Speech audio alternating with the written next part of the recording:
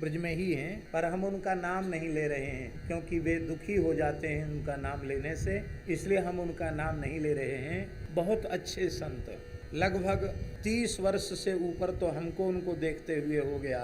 3.5 लाख नाम नित्य करते हैं, एकदम अवधूत की तरह रहते हैं, एकदम संग्रह परिग्रह से मुक्त, भजन ही उनका जीवन। और खूब अच्छे पढ़े लिखे, BSc MSc क्या होती है वो वहाँ तक पढ़े हुए हैं। तो उन्होंने बताया कि हम अपनी परीक्षा के अवकाश में गांव आए थे और एक पंडित जी से हमारी मित्रता थी, उनके पुत्र से, उनके घर में गए तो एक खंडित प्रति कल्याण पत्रिका की मिली, माने उसके कुछ आगे पीछे से पृष्ठ गायब थे और उसमें भाई जी का एक लेख था, भाई श्री हनुमान प्रसाद पोद्दार जी का एक लेख था, मानव जन्म की सार्थकता। इसी से मिलता जुलता कोई शीर्षक था, हो सकता है शीर्षक में भ्रम हो, लेकिन मानव जन्म की सफलता, मनुष्य शरीर की सफलता या मानव जन्म की सार्थकता, ऐसा ही कोई शीर्षक था। कहते उस एक लेख को हमने पढ़ा और उस एक लेख को पढ़ते ही हमारे जीवन की दिशा बदल गई।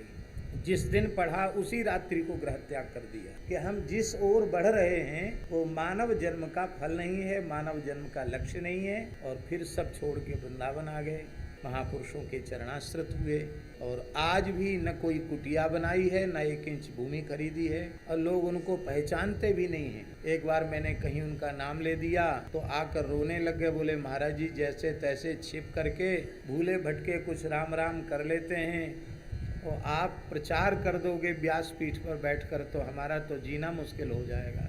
इसलिए कृपा पूर्वक हमारा नाम कभी आप न लें, बस यही हम प्रार्थना करने आए। एक ये उदाहरण है, ऐसे न जाने कितने लोगों का जीवन कल्याण पत्रिका ने बदल दिया है। इसलिए प्रत्येक हिंदू के घर में कल्याण पत्रिका अवश्य जानी चाहिए, सबको ग्राहक बनना चाहिए। 500 रुपये बहुत बड़ी चीज़ नहीं होती है और हम कहते कोई ऐसे भी अकिंचन लोग हों जो 500 रुपये भी न जुटा सकते हों, तो ऐसे लोग भी तैयार हो जाएंगे कि जो तुम्हारा 500 रुपये वर्ष का जमा कर देंगे तुम्हारे नाम पर, लेकिन तुम किसी भी पद्धति से कल्याण पत्रिका मंगाओ, अपने घर में रहेगी, कोई न कोई पढ़ेगा, महिलाएं पढ़ेंगी, पुरुष वर्ग के पढ़ेंगे, बालक बालिकाएं पढ़ेंगी और पता नहीं किस महापुरुष की कौन सी वाणी जीवन में कितना बड़ा परिवर्तन ले आवे, जीवन एक मूल्यवान जीवन बन जाए, आदर्श जीवन बन जाए, ये नहीं कहा जा सकता। इसलिए मेरी प्रार्थना है, विनम्र प्रार्थना है कि कल्याण पत्रिका का सभी को ग्राहक बनना चाहिए। कौन ऐसा होगा भला जो कल्याण का ग्राहक न हो? अकल्याण किसी को नहीं चाहिए, सबको कल्याण चाहिए।